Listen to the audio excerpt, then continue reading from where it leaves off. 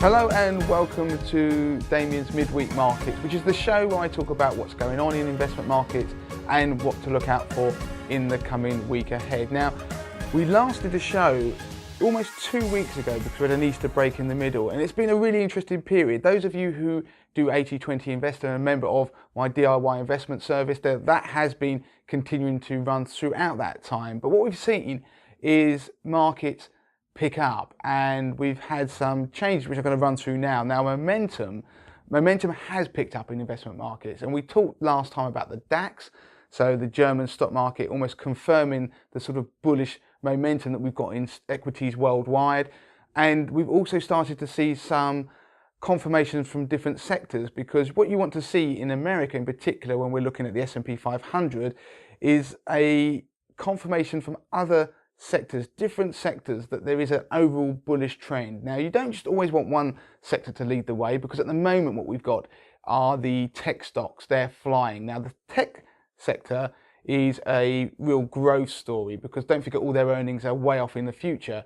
And what we've had is those have rallied very strongly this year after they sold off in a significant way at the back end of last year, and actually started some of the wobbles that we saw in the stock market. Now, they've been rallying very strongly, and there were signs that while they led the market high in 2018, we wanted to see some follow through from other sectors, and we started to see bits of that. Healthcare stocks, they actually had a very bad time in the last couple of weeks, and there was worries that it was a sign that we may start to see some other divergences within the stock market that may hint that things may start to dip.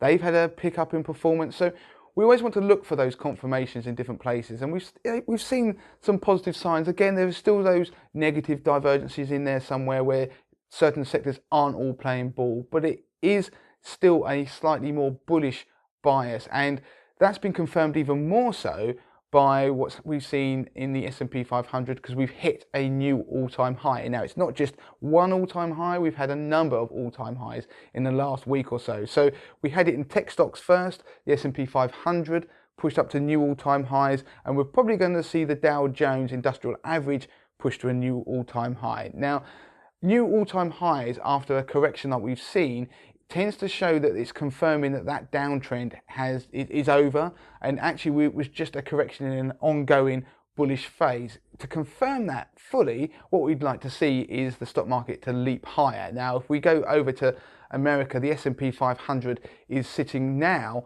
around 2,950. So it's leapt up about 50 points from the last time we did this show, which pushes it through those old all-time highs we saw in September, October time.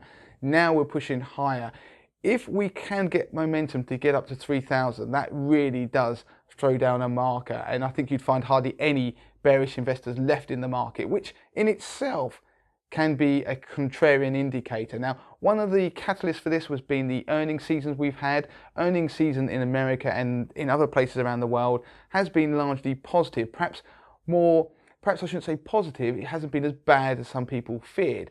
There have been some real highlights. So if you go in, again, the tech, we're talking about tech stocks a lot, but Facebook, we had Microsoft, they all had some stellar earnings reports. Of course, it's not all going to go the bull's way, because Google had some disappointing results, but it wasn't enough to set the market into a downward trend to cause a wobble.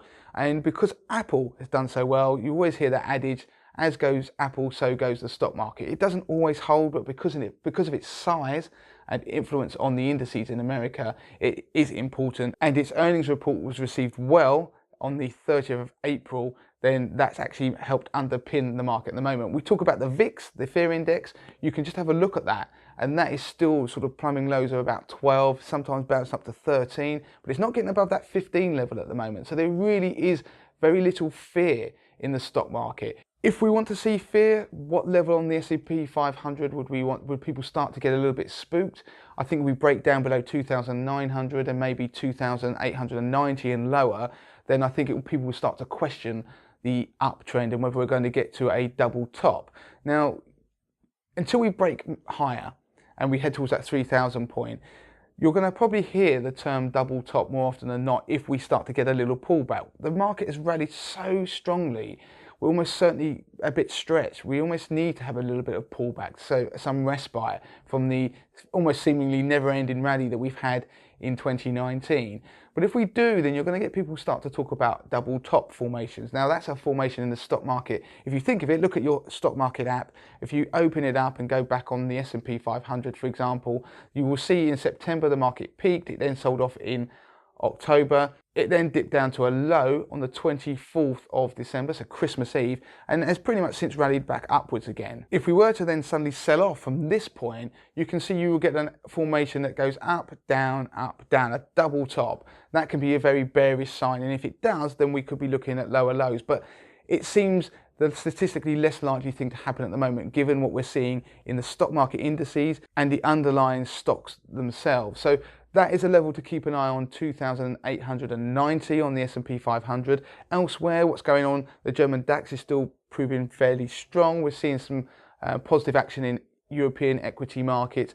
And the FTSE 100, although it's pulled back from where it was recently in the last week, it did break above that 7,500 level. So while it looks very good for the bulls, everybody is thinking that we're only going to head higher in the stock market. You've always got to be mindful of the other side of the coin. Now, some things we've got coming up that could be either positive or detrimental to the stock market rally is the Federal Reserve's latest interest rate meeting, and we're going to get some news on that this week. We're also seeing some strong dollar signals. So if you go and look at the dollar index, it's an index that basically weighs the US dollar against a basket of currencies around the world. And as that dollar gets stronger, just like when the pound gets stronger, it hinders the FTSE 100, you get a similar action in America. And there will be a point, if the dollar keeps strengthening, then we'll get to a point where it can be a headwind for stock markets. We're not there yet. 80/20 investor members have been given some commentary and insight looking at levels on that dollar index to watch. That could be a sign that the dollar could get stronger, or in fact if it weakens, then that will be a tailwind for the stock market. The other things to have a quick look at and worth watching is the US 10-year Treasury yield, which we talk about on your stock app, versus that S&P 500. So it's really a bond market versus the stock market. Now, if everything's rosy, the stock market is telling you everything is awesome, but the bond market is still suggesting that everything isn't. Now, maybe one of them has to be right. History says one is going to be right, one is going to be wrong. But perhaps with the US Federal Reserve having a very dovish stance and basically supporting the market, what we've had here is that it's changed the dynamic, it's changed the backdrop, and maybe we could get to a point where actually both are right for different reasons. And that is something that I'll probably come on to for 80/20 investor members going forward. So that is it for this week. If you have any burning questions, then do send them into the usual address, Damien@moneytothemasses.com. And of course, you can catch me on Twitter @moneytothemasses. And please leave reviews for this podcast and show and share it among your friends. So until next time.